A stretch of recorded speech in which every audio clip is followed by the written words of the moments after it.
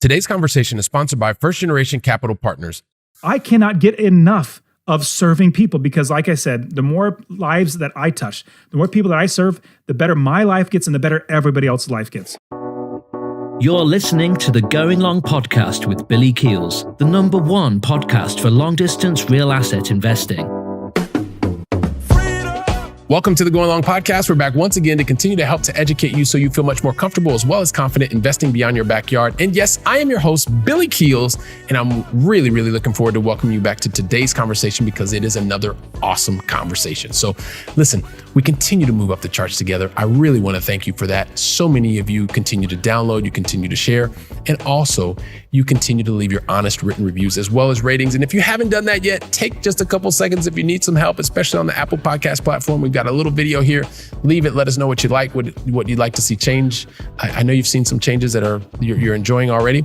So make sure you take a second to do that, and we'll continue to move up the charts together. And also, we have a new home for every single podcast, all the transcripts, the videos, the audio version.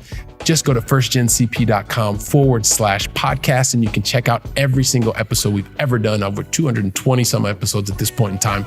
I know you're going to love it. This is feedback we're taking from you and also making sure that we're giving you the best possible podcast out there. So listen, if you want to understand about how to master passive income, how you can become successfully unemployed, today's guest is really going to give you some insights. You're going to enjoy it. You're going to have great insights with today's guest, who is Dustin Heiner, and we're going to get to that just after this. So, if you want to learn how to be successfully unemployed so that you can, kick off your long distance investing success into really even higher gear, then guess what? Today's a conversation that you're going to want to listen to until the very last word. I promise. You know why? Because listen to this. Today's guest not only did his undergrad studies at Cal State University, Fresno, he also is on a mission to help you get more out of life and stop struggling with your finances. He wants to help you to master passive income, and ultimately he wants you to become, get this, successfully unemployed. He's a 4-time author with his most recent book, which is How to Quit Your Job with Rental Properties. And he's also the host of 2 amazingly popular podcasts. The very first one is Master Passive Income, and the second is Successfully Unemployed. It gives me great pleasure to welcome to today's conversation, Mr. Dustin Heiner. Dustin, welcome to the show, man. Hey, Billy, thank you so much for having me on the show. It was so awesome having you on the show. I was like, man, that's a great meeting like-minded people that we just want to help. And it's so enjoyable seeing your enthusiasm, hopefully coupled with my enthusiasm. Everybody's going to get pumped that we can all change our lives together. I mean, you and I, we're just like normal people, next door neighbors that have done this. We're going to help other people do it too. Yep, exactly. And you know what? The best part about this is, aside from the enthusiasm, the expertise that you have and the perspective that you have on life context, I know it's going to add so much value to the Go Long family. I just want to jump into the conversation, but let's get right into it. So listen, you're going to get 5 questions. You're going to get 2 in the beginning. You're going to get 3 in the end. In the middle, you're actually going to get more than 5 questions because you're going to get a lot of questions in the middle. I just don't know what those questions are yet. So the very first question, though, is, help us understand, Dustin, where is it that you reside in the United States? Phoenix, Arizona. I didn't start that way. I started in California, Fresno, California. About 5 years ago, moved from California into Phoenix. My in-laws live here. We want to be closer to my wife's parents. And so we're in Phoenix, Arizona. I actually love Phoenix. It's beautiful here. Yeah, I just flew through there not too long ago, and I didn't have that much time to stick around, but and I do love Phoenix. It's a very, very nice place, and my wife also likes it too, so there's kudos. Here's the thing. Question number 2. Help us understand, Dustin, what is the most positive thing that's happened to you in the last 24 hours? Oh, yeah, 24 hours. So I go to church, and we're really blessed at my church that we've had we started like in 2020 when I first started going there, 150, now probably about 250 people there. And then in the last 2 years, it's grown. Now we're like 1,000 people. Wow. Fast forward now, we had to buy a new church location, like the campus. And praise the Lord, we raised like $3 million in 8 months. I mean, it was amazing. And so we're buying this property, no debt. So yesterday, which was obviously 24 hours, moving boxes into trucks, moving it all the way to the new campus. And then at night, at 6:30 at night, we had a prayer meeting because it's the first time being in the building, being in the new campus. We had a prayer meeting. I want to say we had almost 100 people there for the prayer meeting, it's an hour-long prayer meeting. Most people nobody goes to prayer meetings. So it was a blessing to get 100 people. And I lead that too. And so that was a huge blessing to be a part of that. Wow, fantastic. Well, I really appreciate you sharing that with us. And it sounds like there's lots of momentum that continues to build, and there's no doubt because you're behind that. And I appreciate you sharing that positivity. And you know what, Dustin, I kind of have to make this, well, I've got to tell you something that I don't really share a lot of secrets all the time right away, but we know one another already. So I tend to keep the bar pretty high, like a very high standard. And sometimes, Dustin, it makes me do things that are a little bit unreasonable. For instance, I tried to tell your entire backstory in like 1.5 seconds. That's not possible, right? Because you've done way too much. You've impacted way too many lives. And but I just try. I always try. I'm always striving to be a better person and do things that I didn't think I could do. And I wasn't able to tell your whole backstory. So what I'd love for you to do is please share your backstory with me and the Going Long family. You can do it and take much longer than 1.5 seconds. You can tell your own story in your own time. And then also, if you could talk to us about maybe some of the major decisions that you've made along the way, just to really also help us understand what is your journey been like up until now. And then we'll see where you and I take the conversation from there. Yeah, absolutely. So I'll fast forward to the story to the end, but then I'll go back to the beginning. So when I was 37 years old, I was blessed to be able to quit my job. And the reason why is because I own real estate. I own rental properties that make me $250 or more in passive income from every single property. Eventually I had 30 plus properties. I was like, my goodness, why am I working here? So, but I'll go back to the beginning, I got to tell you the story because this story is really what catapulted me or like shoved me into really becoming a real estate investor. So I was going along just like we grow up and we're taught that this is the path that we all are supposed to take. We go to school, we get good grades. And then we go to college, get good grades all over again, getting thousands and thousands of dollars into debt. And then you get a piece of paper, it's called a degree, and you walk around to other companies and you say, hey, sir, can I have a career? And you basically try to get a career. And then you work 40 plus years of your life until you're 65 years old and hopefully retire on what you managed to save that your entire life. And I was doing that. I was doing that same thing. But at the same time, I've always been entrepreneurial, business minded. And so I started a few things. So I had a newspaper out. Most people don't know what newspapers are anymore, but I'd ride around on a bike. Exactly. Oh, did yes. I did that too. A bicycle with bags with newspapers, throw them at 5 a.m., bang them on garage doors, waking people up. And then I had a graphic website design company. And I had a skateboard manufacturing business. I even started a pizzeria and a convenience store from the ground up. Wow. These were all good businesses, but I was still following what they've all told me. I thought this was just gonna be extra income, but the career was what I needed to do. So my wife and I bought one rental property and I knew I needed to buy more because it was amazing. I was making money without working. I was in California, bought in Ohio, and I had a business set up where I basically had a property manager. And all that to say, I was making money without working. I knew I needed to become an investor, but life got in the way. So if you could watch this in the video, my wife and I started having kid after kid. We have 4 kids now, so you can see the kids in the background. And we started having child after child. And I'm working a regular 9 to 5. I work for the technology in one county department in California. I was working technology, just doing IT work. And my wife and I started having kid after kid. We bought one rental property at the time, but life got in the way. Eventually, we had our 4th child. My wife had our 4th child. And I went on paternity leave from my job. And that's where the dad stays home with the mom, changes poopy diapers and bonds with the baby and all that good stuff. And so after about 2 weeks, I go back to work. And that week I get back to work on a Friday at 3:30 in the afternoon. I get a call from my boss's secretary, like the top dog. I get a call from her and she says, Dustin, would you please come to the office? And I said, sure. And I hung up the phone and I paused for a second. I thought, oh my goodness, they never call me to the office. And I've seen plenty of movies. This is Friday at 4:30 or 3:30 in the afternoon. This isn't good.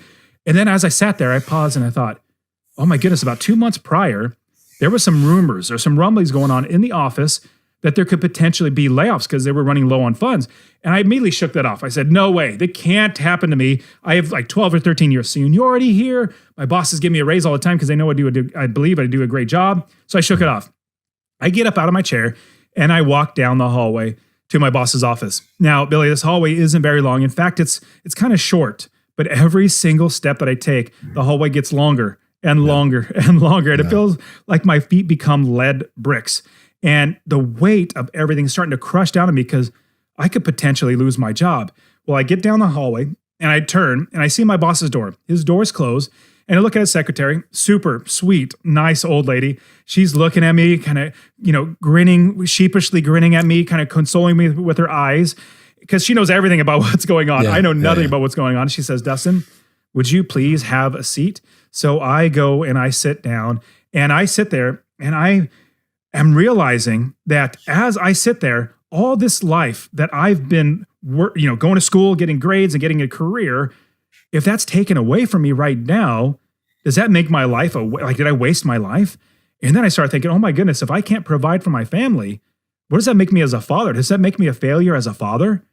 Does that make me a failure as a husband, as a man trying to provide for his family? Well, as I'm sitting there, my hands get all clammy, my forehead gets all sweaty because the weight of everything is just crushing down on me. Then the door to my boss's office opens up. And out walks a lady, a coworker of mine, with a piece of paper in her hands. She's noticeably distraught, noticeably upset. She's not necessarily crying, but you can tell her world has absolutely been rocked. And she passes by me, and my boss says, Dustin, would you please come into the office? So I get up, and I go into his office, and I get laid off, Billy. And this is the government. Remember, this is California. This is the government. Nobody gets fired or laid off from the government, but I did. So if it happened to me, it can happen to anybody.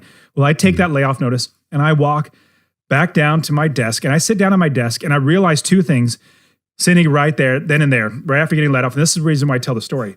The first thing I realized was that I need to get another job. I need to be able to provide for my family. And so I was really, really blessed, praise the Lord, to be able to find another job in the same county, whole different department, great department and everything. Started working there. It was great. Check, got that done.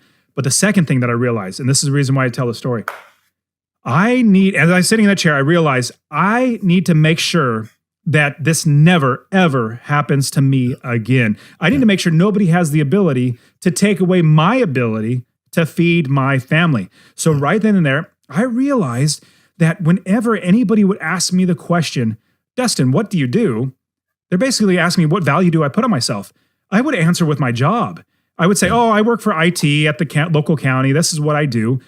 I'm projecting my value as being my job. No. My value doesn't come from my job. My value comes from myself, from my God, and from my family. So right then and there, sitting in that chair, Billy, I realized that no longer will I ever tell anybody my value is in my job. I now say it. I realize because I knew I needed to be an investor, but life got in the way. And so I said, from this point forward, I will tell every single person when they ask me that question, I will say, I am an investor. It may so happen that 100% of my money comes from my job. That's now my part-time job. I am a full-time investor. Fast forward the story, started buying property after property, each one making me $250 or more in passive income, 4 units down to 3, 2, and 1. And eventually at 30 plus properties, I realized, my goodness, even though I'm making $75,000 a year at this job, it's a JOB. I'm living just over broke as an acronym. And I realized I'm losing money working here because everybody needs to realize this. You are so much more valuable than anybody could ever pay you. And here's how you'll know that. Your boss is paying you just enough to keep you working without quitting, but not so much that's taking money out of their pocket. So once I realized that, I realized my true value, I went to my new boss, great boss and all. After I had enough properties, I said, hey, boss, I'm laying you off. Here's your layoff notice. He did it jokingly. And I said, here's your 2 weeks notice. And he said, Dustin, what are you going to do? And I said, well, I don't have to do anything. I own real estate. It literally works for me without working. I had created an automatic business that literally doesn't take any of my time and I make money. So I'll round out the story by sharing. If you remember that story where I walked down the hallway, short hallway that got longer and longer and longer. Well, I walked away from my job for the very, very last time. I was working in downtown. It was a 1.5 mile walk because I didn't want to pay for parking because I'm really frugal. But I walked that walk 1,000 times. This was the best walk of my life because I knew I would never, ever need a job again. And I felt like I was walking on clouds because I was now getting paid for the value that I bring as opposed to what somebody else says my time is worth. So I'll pause the story and let you ask because I know you probably got plenty of questions. No, I mean, what I like about what you're telling the story, aside from and this is something I also learned in the corporate world, is that you can don't try not to place your worth based on the amount of money that you are being paid and the name of the title associated with your role.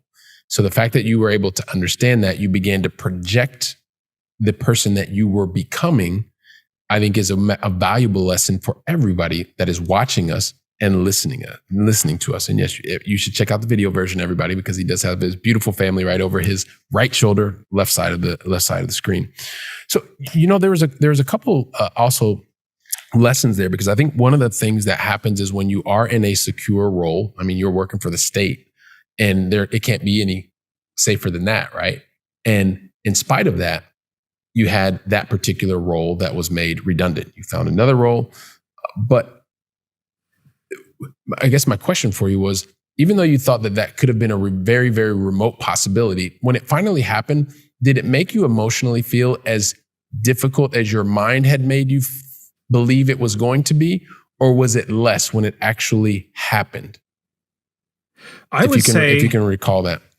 Yeah, I believe that when it happened, it was devastating, but I knew that there was a plan to get out of it. Meaning there's a way to do it.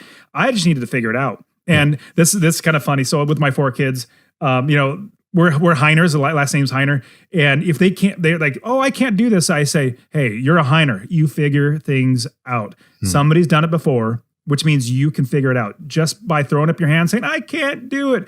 Like, no, we don't do that as a family. Obviously, I'm trying to instill in them like, hey, this is what we do. We make it through. And so once I was laid off, and once that I realized, like, my goodness, like, I now realized it was more risky, because I thought, oh, it's risky to invest in real estate, which everybody says that. In fact, I have lots of students who, when I coach, they think, man, it's risky to invest in real estate. The reason why I tell a story, it's so much more risky working for somebody else who can literally stop you from being able to pay for your family's food and roof over their heads. And so once I realized that, it wasn't that much of a worry anymore. Like it was like holding on to something that I couldn't hold on to. And then once I realized, now I had an open hand, like my hands were open. I couldn't hold on to it anymore. So I'm like, well, now it's time to really get out of this place. And so it was liberating, actually. In fact, whenever I hear a friend of mine, whenever any friends say, either I lost my job or I need to quit because X, Y, and Z, and I want to go on my own, I always tell them that is the best thing you could ever do. And in fact, you'll look back, even if you're scared right now, this is the best thing for you, because you'll realize you'll figure it out. You'll make sure that you'll have a way to be able to provide for your family. There's one friend of mine, he was working a job, he knew he needed to quit, and he had a couple ideas of how he can make money, and he went ahead and quit. I didn't tell him to do it, but that's what he did. He called me up, and everybody else was saying the opposite. Oh man, hey, I'll be praying for you. Oh man, hopefully you get a new job soon, blah, blah, blah. And he called me, I said, because I knew what other people would tell him. And he said, hey, Dustin, I just quit my job. I said to him, I am so excited for you. This is the best thing for you, because I know what you're capable of, because I do. I know what you're capable of, and I know what you can do for your family. Now it's literally been 2.5 years since he quit, and now he has his own businesses. Now he has everything going on, because now having that perspective that it can be taken away from you, that gets you motivated to make sure that you don't have that somebody has that over your head, that nobody can do that again. And so the fact that you were aware of that, and you are helping others to be aware of that, and even uplifting when people are in that moment of consternation, that moment of difficulty, it's important that we hear stories like yours, Dustin, because yes, of course, in the moment it could be difficult, but the important part is, what are you going to do after that? Because it's about understanding that what skill set are you going to begin to build? What network are you going to surround yourself? What accountability partners are you going to have that are going to help to bring out the best in you? These are the things that you want to think about before something like that were to happen. So there's a couple of questions that I really, knowing that you have a very particular expertise, that you have decided to really niche down in a particular area, maybe you can talk to us about that, because the concept of real assets are so vast. And sometimes when the ocean is so large, you don't do anything. But you have really figured out what is your bread and butter, how are you going to build a repeatable process, and also how you can help to educate and uplift others in the same space. Maybe you could take us kind of through that, where your focus area is, why you selected that, and how you're also helping others today.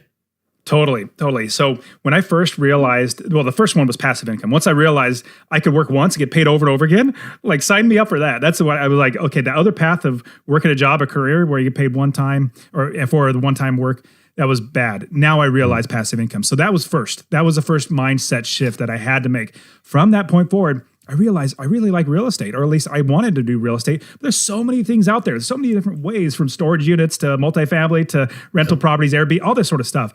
And so I realized as I was analyzing everything was that I wanted a couple things. Number one, passive income. I needed to make money every single month. I didn't want it in my IRA. I didn't want my 401k. I didn't want it at 65. I wanted it now. So that's number one. So I needed passive income to pay for food for my family. The second thing that I wanted was generational wealth to pass down to my kids. Now, I personally invest in other people's syndications. I'm not a syndicator. I don't want to do that. But now I'm blessed to have enough money that I can literally invest in syndications, which is fantastic because I get part of the multifamily as well.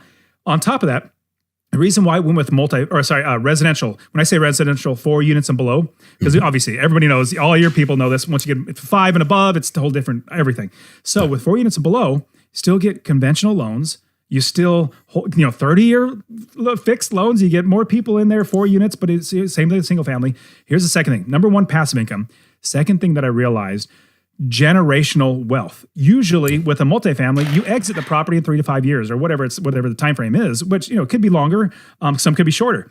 But with my residential properties, I will literally give these properties to my kids. And on top of that, I will teach them how they can do it themselves. They can get a job at Costco, make money, and buy one house. Keep working a job at Costco, make money, buy a second house, and keep doing it over and over again. So let me quickly give you, and I'll give you the overall idea of what we do or how I figured out how to do this right. Because there's plenty of wrong ways to do it. In fact, let me quickly give you the wrong way. I'll quickly, and everybody forget it as soon as you hear this. But the wrong way is, this is what all the gurus, this is what I first learned from the gurus. They say you buy one property, that's your business. That property is your business. That's wrong. We'll get that in a second. But let's say find a property anywhere in the country and then buy that property. Well, I'll fast forward where it says, they say, run the numbers. Make sure you're making $50 a month in passive income. But you'll get appreciation. It'll go up in value, which pause that. We don't, at Master Passive Income, we don't invest for appreciation. I'm going to give these properties to my kids. So appreciation, it's like, that's great and all, but passive income is what I want. I tap in the equity by doing home equity line of credit and stuff like that. But anyways, we don't invest for appreciation. We invest for passive income. That's the first one. But what they do is say, run the numbers, make sure you're making a little bit of money in passive income, get appreciation, then spend thousands of dollars to buy the property, then spend thousands of dollars to fix up the property, then find a tenant, and then find a property manager to manage a property. Well, in my opinion, remember, that's wrong. This is the wrong way. Forget this. But that's just about backwards. What we do at Master Passive Income is we build the business first. And this could be the same thing with syndications, multifamily, storage units. Anything in life where you're making money, look at it from a perspective of building the business first. Now, let me give you an example of what that looks like outside of real estate, and I'll bring it right back in. So if you're going to start a convenience store, a convenience store, soda machines, candy bars, all that sort of stuff. Well, if you're going to start one of those, you're not going to sign a lease on a location, open the doors, and set a box of candy bars in there on the ground. No, you wouldn't do that. In fact, you go out of business in like 2 seconds. What you would do, though, is you would build the business first. You get the gondolas, the shelving units that all the candy bars go on, countertops, cold storage, bank accounts, cash registers, insurance, employees, everything in the business before you buy any inventory. Then once you have the business built, you buy the inventory and put it in the business. Same thing with real estate investing, any type, multifamily, single family, all that sort of stuff. You build the entire business first. And then, remember the guru said that property is your business? No. Our businesses own inventory, just like any business out there. A property is a piece of inventory that we buy, that we put into the business. And so I look at all my properties, and you should, for any business that you have, you should look at your properties as inventory. Your business owns inventory. From there, if you've already built the business first, find the right area of the country to invest. We invest all over the country, out of state. We love investing out of state. So anywhere in the country to invest, but you find an area that has right inventory. From inventory, we find the right property managers. We don't go right to finding properties. That's jumping the gun. That's what the gurus tell you. No. We find property managers, because you don't start a convenience store and grab somebody off the street and say, hey, you got a pulse? Come in here, manage my money, and manage my inventory, manage my everything. Yeah, it's gonna bad. So why would we do that with properties? So what we do is we inventory first in an area, then we find property managers, then we find mortgage brokers to make sure, or funding, financing, private money, syndicating, all that sort of stuff, and then we find contractors, roofers, plumbers, inspectors, insurance agents, everything else. And then we find realtors and wholesalers, people how we find the properties. So that's what we do. We build the entire business first. That's how I was able to scale my business so fast. In 6 years, I had 30 plus properties. And so what I did was I built the business, and then each property I bought, I put it into the business as inventory because I already had the business running. And here's quickly how I'll quickly go over the last thing I'll say, but I'll let you talk, ask questions because you probably got a bunch of them. But what I realized was I needed to quit my job. I needed to make sure that I can take care of my family with my investing. So I bought one property and made me $250 a month. So if you bought one at $250 a month in passive income, that's $3,000 a year. That's fantastic. But I thought, you know what? And I asked my wife, how much money do we need? Or what are our expenses every single month? She said, I remember it was like $4,200. I for some reason, that's like ingrained in my brain. $4,200 that we had to make. And I realized, okay, one property at $250 a month, $3,000 a year, check. If I had 10 properties at $250 a month, that's $2,500 a month, $30,000 a year in passive income. 20 properties is $5,000 a month, $60,000 a year in passive income without working. And I just realized if I sacrifice and I buy property after property, number one, I'm creating generational wealth. I'm making money for myself, and then I'm making money to invest in like multifamily, syndications, land. I could do all that sort of stuff. So because I realized now I had a business that owns inventory, it literally runs itself. And last thing I'll say is a lot of people have heard of the book, The 4-Hour Work Week. It's a good book and all, but I think working 4 hours a week is for suckers. I don't want to work 4 hours a week. I don't even want to work 4 hours a month. Basically, I get my property management statements. I look at it. It takes me about 30 minutes a month and make sure everything looks good and set them aside and go back to play with my kids. So that's what I do. Build a business and make sure the business has inventory. Well, and so as you build a business, you make sure it has inventory, and you look at some of the basic underlying foundational elements, which is really creating a passive income, being able to create generational wealth, and then you talk about the specific process that you had, which is really not looking to buy the property first, but really continue to build the inventory, then make sure that you're building the team. And that includes, your property managers, then you're looking for your funding, and then you're moving into the specific property yourself. So it's clear that there is a process that you follow. It's providing you with results, and the results, the ultimate outcome is that you're able to spend more time with your kids, because that's the stuff that really matters at the end of the day, right? 100%.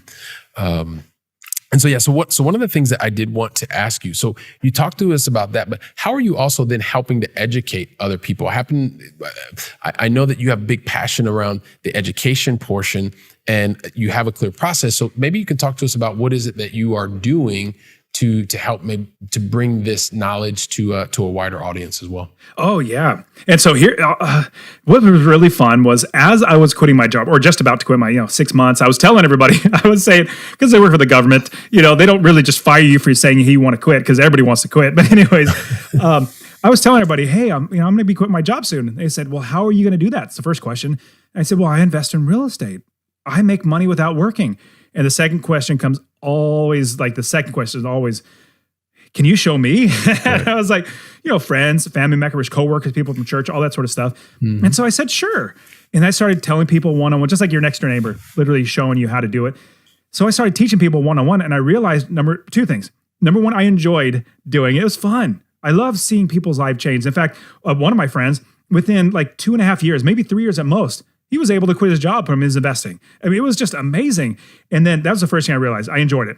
The second thing that I realized was coaching people one-on-one it took so much time. It was hard. Like, it was almost a full-time job because I had so many people doing it. Mm-hmm. And my wife started saying, hey, you better start getting paid for this, because it's like another job that you're not getting paid for. I'm like, oh yeah, you're right. So anyways, fast forward now.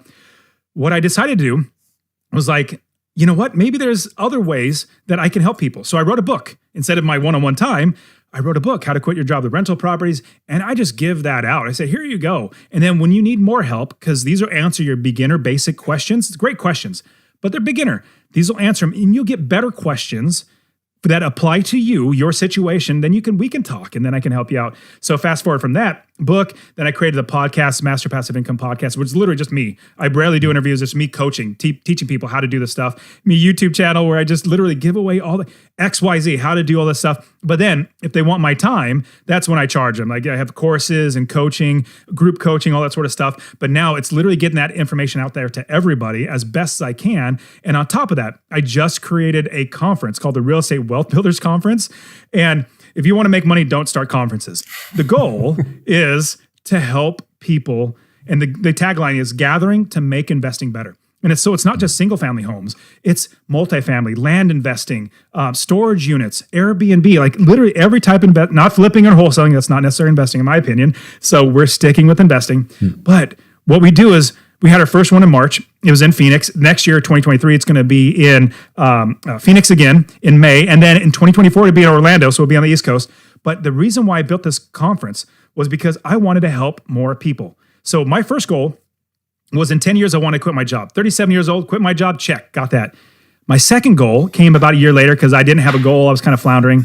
It was to make $1 million a year from all my businesses. But I kid you not, Billy, you're probably the exact same way. I was so bored. I hated that goal. It did not get me out of bed at all. I mean, it'd be nice to have $1 million, but it was just, I'm not driven by money. Then I realized that's a bad goal. Then I changed it to, I want to help 1 million people to get financial independence by investing in real estate. Fast forward now, that's why I have my podcast, coaching, YouTube channel, and the Real Estate Wealth Builders Conference, where it's literally gathering all this together. Most real estate conferences, last thing I'll say is, most real estate conferences, they're all sales pitches. They literally give you hype and then now run to the back and go give us thousands of dollars on your credit cards. It's normally $1 million, but we'll discount it to like 20 grand or whatever it might be. This conference is not that. It's literally guys like you and me, Billy, that have done it. We know what we're doing and we just want to serve. We want to help people because I know, and the big reason why I do this, I know my life gets better when the more people that I serve, the better my life gets and the better other people's life gets. And so with the conference, it's literally no sales pitch conference. We literally just come together, help each other out. Now there are vendors there, like sponsors that are going to be there that provide services that you go to, but not from us. Like you and me, Billy, like people like us, we're just here to help. We're here to coach and teach people. So all the above, it's just so much fun because one more thing I got to say, it's so many good things about being able where I'm at, where I have 40 plus hours of my life back in my life, successfully unemployed. I build businesses, but here's the biggest thing. We want to leave 4 legacies in our life. The first one, we have money legacy. So the money legacy affords us to be able to do whatever we want. The second one from that money goes into a time legacy. Money leads into time. Time to do whatever we want, go wherever we want, whatever we want to be. So money leads into time. Time leads into relationships. Now we have time to spend on our relationships with our family, church members, society around us, whatever. From there, time leads into service. You have enough money. Money leads into your time back. Time leads into relationships back. Then relationships leads now into service. Once you get to that service legacy, it is absolutely life-changing. I cannot get enough of serving people because, like I said, the more lives that I touch, the more people that I serve, the better my life gets and the better everybody else's life gets.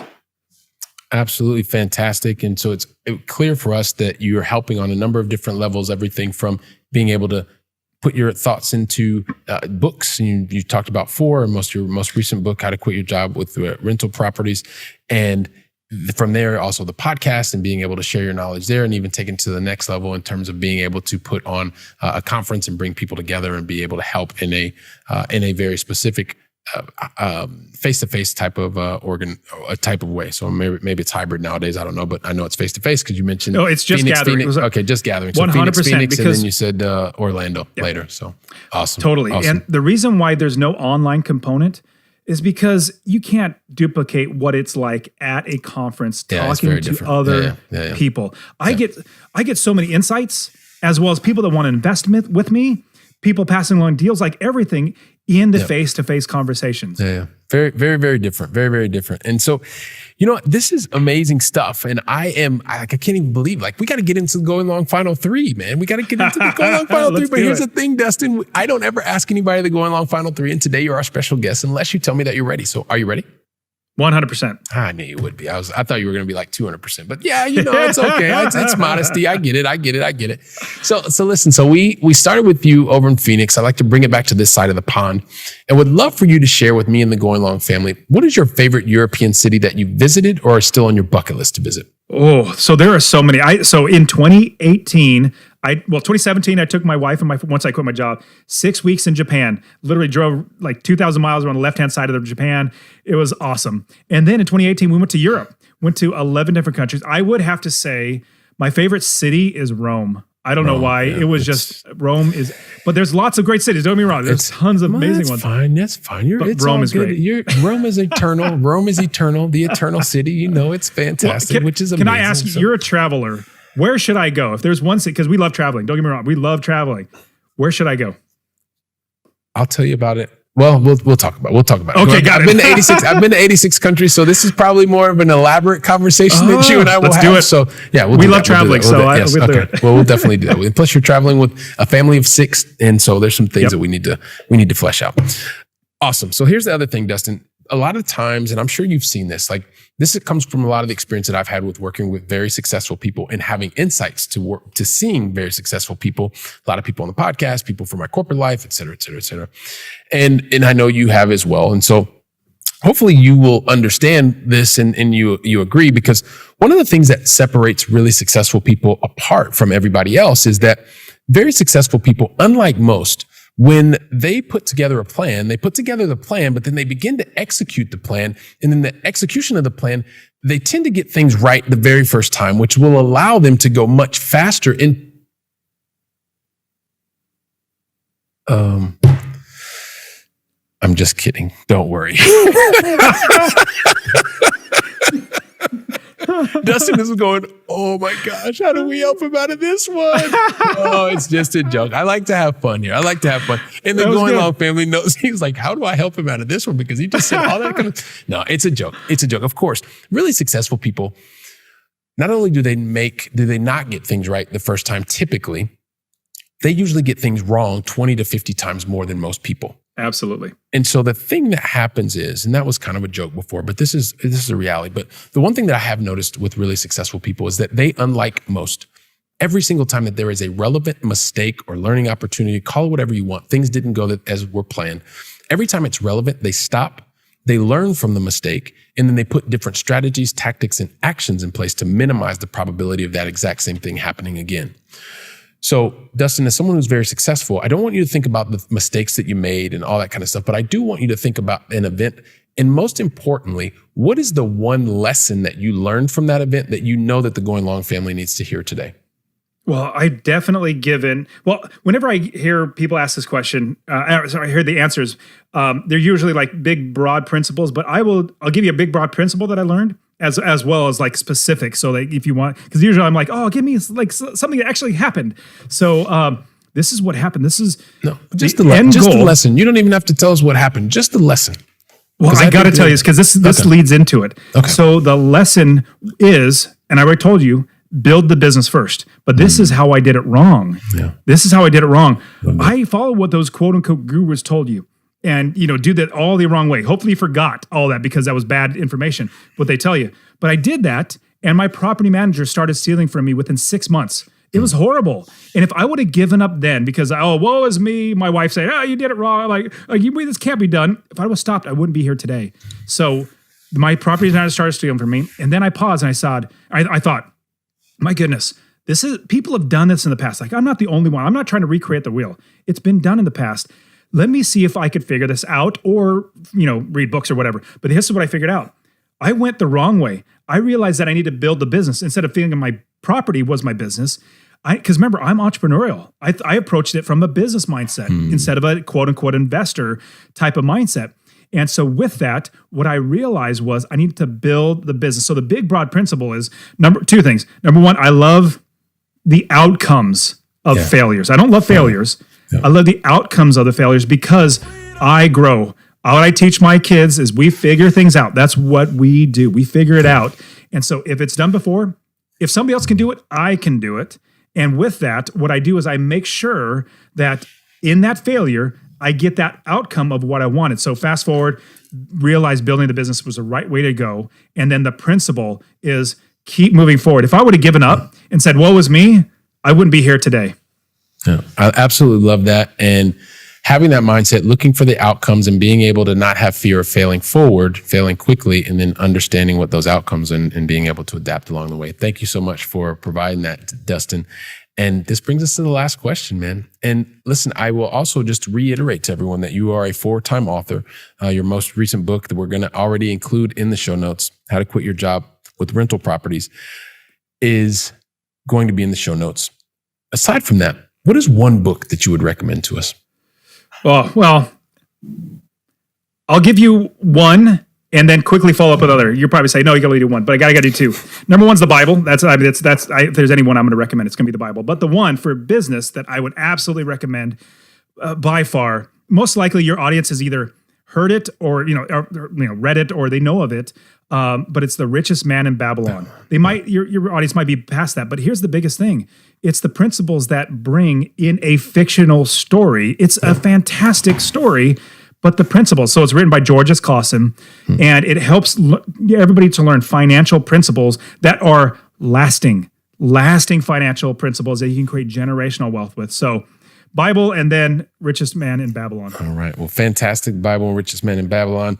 Appreciate that, Dustin. And I cannot believe how quickly these conversations go by. I'm thinking about the very beginning. You're talking to us about 37. You were able to quit your job. You've done the work. You recognize that, hey, listen, it wasn't about just trading your time for dollars. It was about being able to say, how can I create more passive income, meaning income that is not directly related to you doing the work. You found an asset, which was a hard asset in real estate that you recognized as something that you enjoyed. You looked at all the different possibilities and you recognized to yourself, listen, what I really like are these smaller multifamily and single family residences, 4 and below. That's your sweet spot. You've built not only a great expertise, you've also built a network, you've built an education system, and you continue to not only have the benefits of these hard assets, but also you're helping to educate and impact others to the fact that you've now recognized that you want to be able to impact and affect 1 million lives across the globe. And so aside from having the things that we talked about and the passive income and being able to create generational wealth and helping to set people free and with becoming being able to master their passive income, also becoming successfully unemployed, I know that everybody here is like, Billy, just ask him the question, man. So help us understand, what's the best way to find out more about what you're doing, Dustin, and how the Going Long family can get in touch with you? Absolutely. Actually, I'll maybe give you guys something. So you mind if I give everybody something for free? I'd give my course literally for free so they can get started. Go right ahead. Awesome. Yeah. So I'll literally give you my real estate investing course. It's just a passion of mine to help people. So if you text the word rental, RENTAL, to 33777, rental to 33777, I'll literally give you my real estate investing course absolutely for free. Show you how to find an area of the country to invest anywhere in the country. We love investing out of state. How to build the business first. How to make sure you're buying the right properties. How to scale the business so that you can quit your job. You can also go to masterpassiveincome.com/free course. All one word, /free course, or text the word rental to 33777. Or also, and I had you on my podcast, the Successfully Unemployed podcast. I even have Master Passive Income podcast where it's literally just me. I rarely do interviews. And it's just me teaching how to do this rental property stuff. My YouTube channel, just look up Dustin Heiner. You'll probably find me anywhere, but yeah, podcasting. And I don't really do much on Instagram other than post my family stuff. So you want to see what I'm doing, it's the Dustin Heiner. I'm not that arrogant. It's the only one I could find, but THE Dustin Heiner. So that's me. But I love just helping so many people. This is amazing. So I created a course that it's a DIY course, do it yourself. People would get in the course, and I was so disappointed that only like 20% of the people would finish it. I was like, I didn't create it just to make money. I created it so you'd finish it. But what I did was I created a membership where I now have group coaching. I tell you that those group coachings are so much fun for me because we have so many other students in there doing it, being successful, and then everybody's feeding off each other, and I'm able to coach everybody every single step away. So I have that membership as well. But yeah, as much as I can, I just love to help and see people change their lives. My Real Estate Wealth Builders Conference, if you go to REWBCON.com, Rubcon, it's an acronym, Rubcon.com, you'll get, I just want to help everybody else. In fact, I'm giving out so many URLs, but I want to give everybody, all your listeners, because of you, Billy, You mind if I give them all a 10% off coupon code that goes through you? I think they would be okay with that. Awesome. Just type in the name Billy. If you are buying your ticket, type in the name Billy, and I'll give you everybody else 10% off the ticket just because you're part of his audience. Oh, that's very kind of you, Dustin. Really appreciate that. So thank you very much. And listen, we're going to make it really easy for everybody because I know a lot of you are either running on the treadmill or maybe you're driving the car. We're going to put really simple links in the show notes. So all you need to do is just click the link. Don't worry. Don't stop. Whatever you're doing, keep doing what you're doing and just make sure you check out the show notes. So Dustin, listen, I really want to thank you for deciding to invest your time with me and the entire Going Long family. And thank you very, very much, man. Thank you so much, Bill. I appreciate you. It's great getting to know you too. Yeah, likewise. And Dustin, if you give me like 10 seconds and then we'll be out of here. Just a couple of last minute things to the Going Long family. Listen, everybody, Dustin's giving you so much actionable content that you can take. He's giving you things to think about. He's helping you to also remember about how you can invest passively, thinking about the generational wealth. Make sure that you share today's conversation with friends, with family. Talk about the concepts that we've just talked about. And while you're doing that, I'm going to be preparing the next conversation. And so until then, go out and make it a great day. And thank you very much.